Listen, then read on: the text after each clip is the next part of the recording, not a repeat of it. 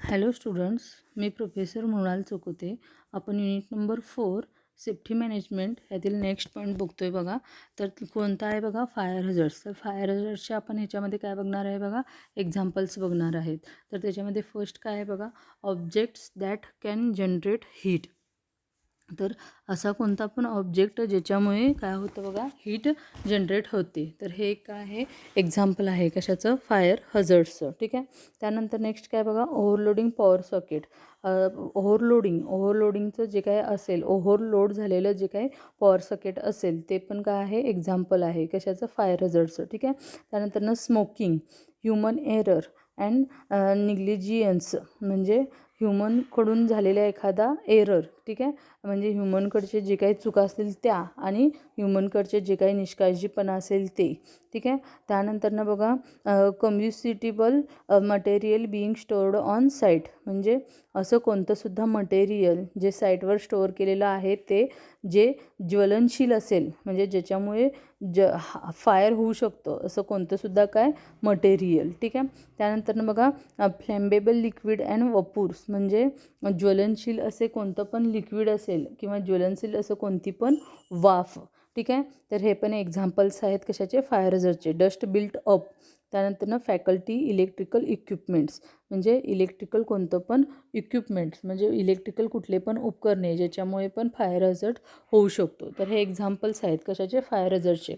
Object that can be generate a heat, overloading power socket, smoking, human error, negligence, combustible material being store on site, flammable liquid and vapours, dust built up,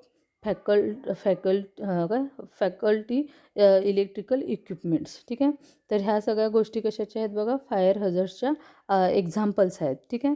त्यानंतर next point कोणता आहे बघा, types of fire.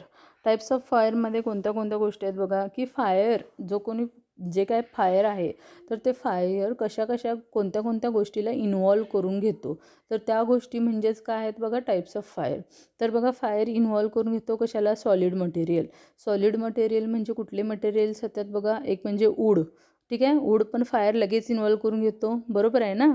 त्यानंतर बघा, पेपरला पण fire लगेच involve करून घेतो.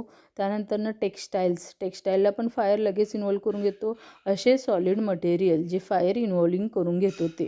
त्यानंतर बघा, फायर इन्व्हॉल्विंग फ्लॅम्बेबल लिक्विड कुठले कुठले आहेत बघा, पेट्रोल, त्यानंतर डिझेल, ऑइल. पेट्रोल असेल, डिझेल असेल, ऑइल. तर हे जे काही लिक्विड आहेत तर ते पण फायर काय करून घेतात बघा, इन्व्हॉल्व करून घेतात. त्यानंतर फायर इन्व्हॉल्विंग गॅसेस, जे काही गॅस असेल तर गॅसला पण फायर काय करतो बघा, इन्व्हॉल्व करून घेतो. फायर इन्व्हॉल्विंग मेटलला पण फायर लगेच इन्व्हॉल्व करून घेतो. त्यानंतर इलेक्ट्रिकल ॲप्रेपरेट्सला पण फायर काय करून घेतो बघा, इन्व्हॉल्व करून घेतो. तर हे काय आहेत, टाईप्स आहेत कशाचे, फायरचे, टाईप्स ऑफ फायर. ठीक आहे. सॉलिड मटेरियल असेल, फ्लॅम्बेबल लिक्विड असेल, गॅस असेल, मेटल असेल किंवा इलेक्ट्रिकल ॲप्रेपरेट्स असेल. ठीक आहे. त्यानंतर नेक्स्ट पॉईंट काय आहे बघा, how to prevent fire hazards.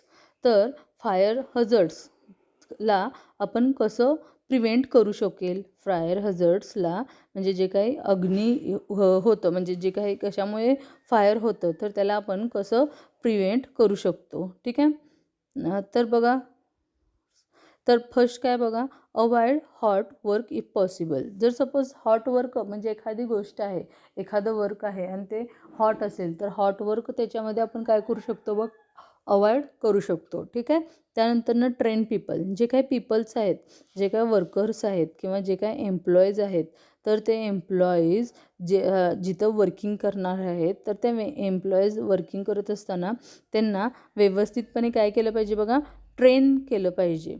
जेणेकरून एखादं इक्विपमेंट्स असेल, हॉट इक्विपमेंट्स असेल, हॉट ऑब्जेक्ट असेल तर ते कसं हाताळलं पाहिजे, ह्या गोष्टीसाठी त्याला काय केलं पाहिजे बघा, ट्रेन केलं पाहिजे. ठीक आहे. Ensuring that the area is clear of flammable or combustible material, म्हणजे की एन्श्युअर करून घेतलं पाहिजे की एखादा कुठला एरिया आहे ना तर तो एरिया व्यवस्थितपणे कसला एरिया म्हणजे ज्वलनशील असेल किंवा ज्वलनशील मटेरियल असेल किंवा ज्वलनशील एरिया असेल तर ते एरिया असेल किंवा ज्वलनशील मटेरियल असेल तर ते व्यवस्थितपणे क्लीन करून घेतं आहे की नाही, तर ह्याची एन्श्युरिंग करून घेतलं पाहिजे. ठीक आहे. Use of return permit system, return permit सिस्टीमचा यूज केला पाहिजे. ठीक आहे. त्यानंतर सुपरवाइज द वर्क, जिथं वर्क होतं आहे ना तिथं सुपरविजन व्यवस्थितपणे केलं पाहिजे. जे काय वर्किंग आपलं होतं तिथं सुपरविजन व्यवस्थितपणे काय केलं पाहिजे, व्यवस्थितपणे कंप्लीट केलं पाहिजे. Avoid accumulation of dust to dangerous level of following a regular housekeeping. ठीक आहे. तर काय बघा की अवॉइड केलं पाहिजे. काय अवॉइड केलं पाहिजे की जे कोणी हाऊसकीपिंग आहेत तर हाऊसकीपिंगमध्ये जे काही स्टोअर केलेले ज्वलनशील असं डेंजरस जे काही डस्ट असेल किंवा डेंजरस जे काही एखादी गोष्ट असेल तर त्याच्यामध्ये व्यवस्थितपणे ते डस्ट असेल किंवा जे काही रेग्युलर हाऊसकीपिंग त्याच्यामध्ये जो काही फॉलो करणार असेल तर नियमितपणे रेग्युलरली ते काय केलं पाहिजे, तर त्याच्या ॲक्युम्युलेशन केलं पाहिजे.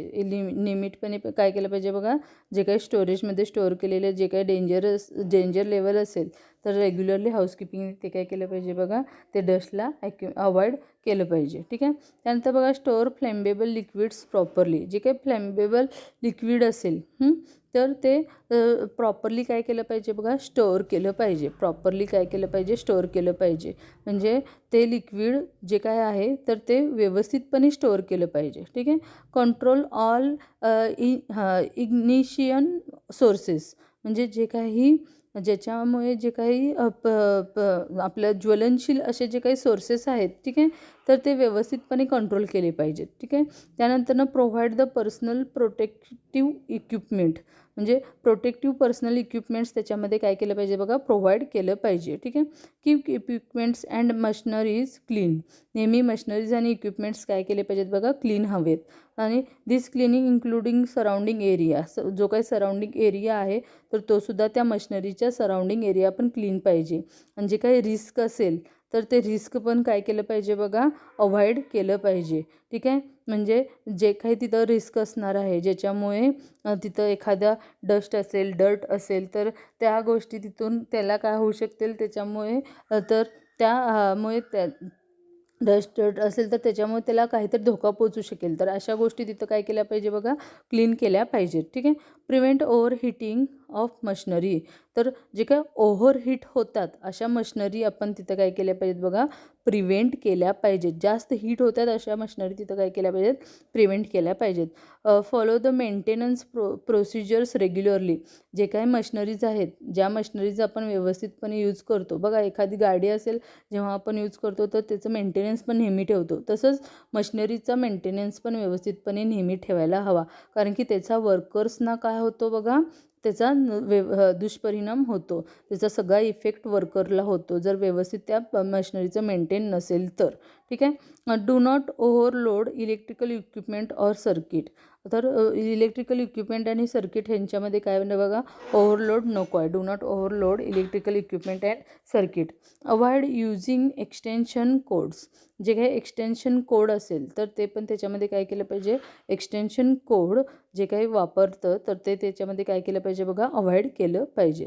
तर ह्या सगळ्या गोष्टी आहेत की ज्याच्यामुळे फायर हझर्ड्स काय होऊ शकतं, प्रिव्हेंट होऊ शकतं. म्हणजे पीपलना ट्रेन देणे म्हणा किंवा हॉट वर्क अवॉइड करणे, व्यवस्थित सुपरविजन करणे किंवा एरिया क्लीन ठेवणे, सराउंडिंग एरिया क्लीन ठेवणे, मशिनरीचं मेंटेनन्स, मशिनरी क्लीन ठेवणे.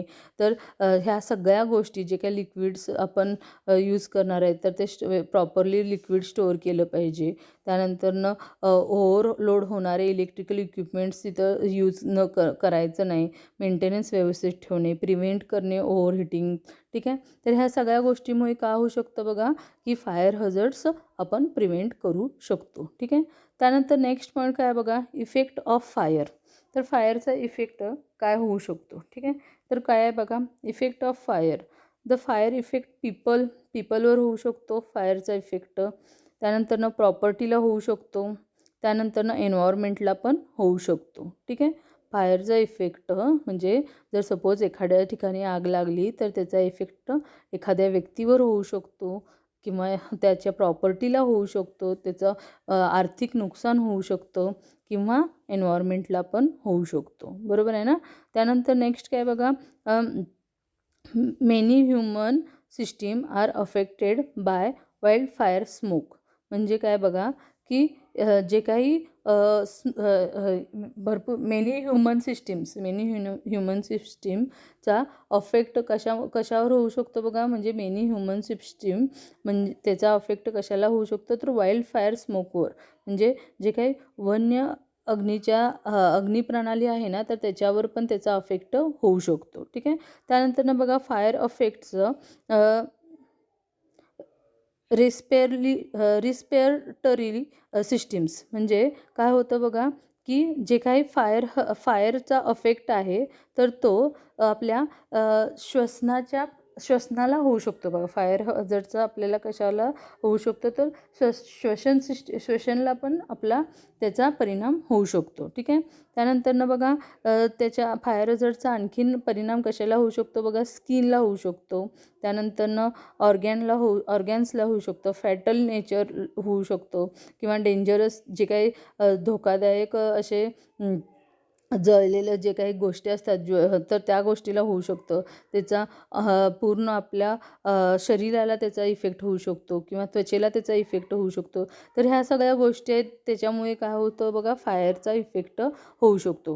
पीपल असेल, प्रॉपर्टी असेल, एन्व्हायरमेंट असेल, स्किन असेल किंवा जे काही श्वसन प्रणाली असेल तर त्या श्वसन प्रणालीला पण त्याचा इफेक्ट होऊ शकतो किंवा मेनी सिस्टीमचं कशाला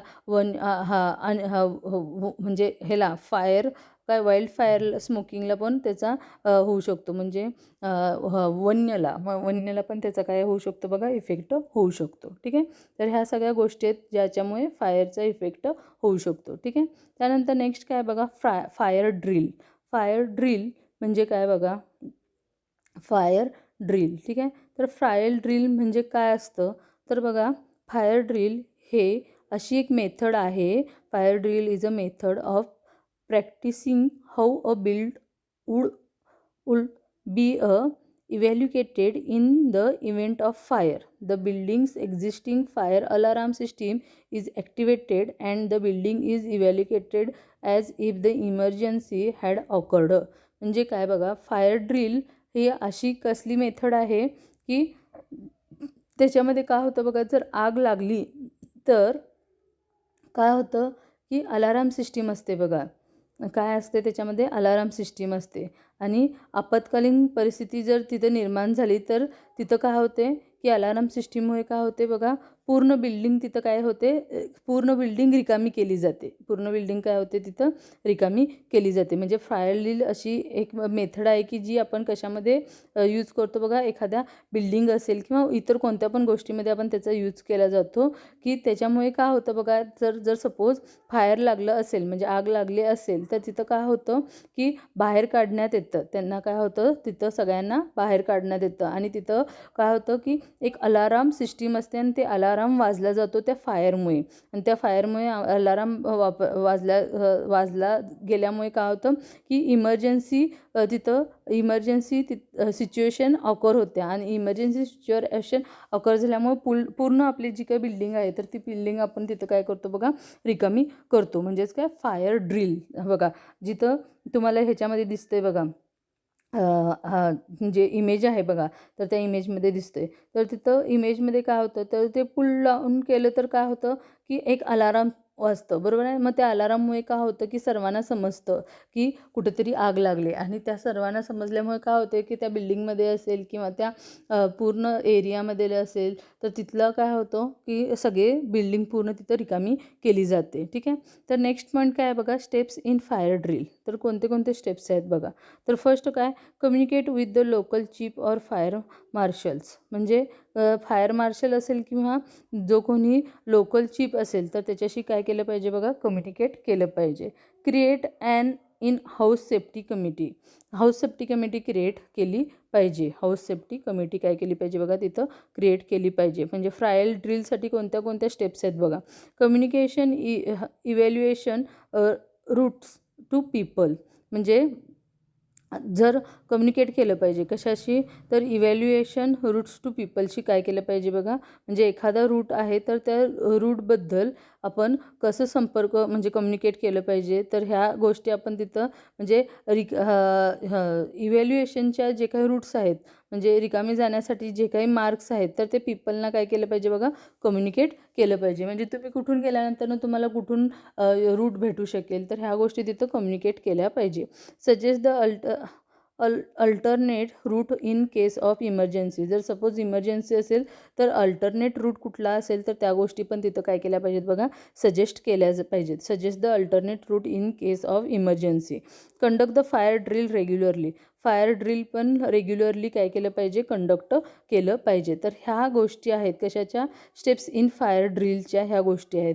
म्हणजे पहिली म्हणजे काय की लोकल चीफ किंवा फायर मार्शल असेल तर त्यांना काय केलं पाहिजे, पहिल्यांदा कम्युनिकेट केलं पाहिजे. नेक्स्ट काय बघा, हाऊस सेफ्टी कम्युनिटी क्रिएट केली पाहिजे. हाऊस सेफ्टी कम्युनिटी काय केली पाहिजे बघा, क्रिएट केली पाहिजे. नेक्स्ट काय बघा की त्या लोकांना जे कोणी पीपल्स आहेत तर त्या पीपल्सना रूट काय केला पाहिजे, जो कोणी रिकामा जाण्यासाठी रूट आहे म्हणजे तिथून बाहेर पडण्याचा जो काही रूट आहे तर तो तिथं पहिल्यांदा कम्युनिकेट केला पाहिजे. त्यानंतर अल्टरनेट इमर्जन्सी केसमध्ये अल्टरनेट रूट पण तिथं काय केला पाहिजे बघा, सजेस्ट केला पाहिजे. ठीक आहे. त्यानंतर नेक्स्ट काय बघा, conduct fire drill regularly fire drill तिथं काय केलं पाहिजे बघा, कंडक्ट केलं पाहिजे. तर ह्या गोष्टी आहेत स्टेप्स इन फायर ड्रिलच्या. ठीक आहे. त्यानंतर नेक्स्ट पॉईंट काय आहे बघा, आफ्टर द फायर ड्रिल. ठीक आहे. त्या आफ्टर द फ्रायल ड्रिलमध्ये काय होतं बघा, record the total evaluation time in the evaluation checklist report. म्हणजे काय होतं बघा की जो काही चेकलिस्ट रिपोर्ट आहे तर तो पूर्ण काय होतं त्याच्यामध्ये व्यवस्थितपणे काय केलं जातं बघा, त्याचा रेकॉर्ड ठेवला जातो. त्यानंतर ना silence the alarms, reset the fire alarm system. ठीक आहे.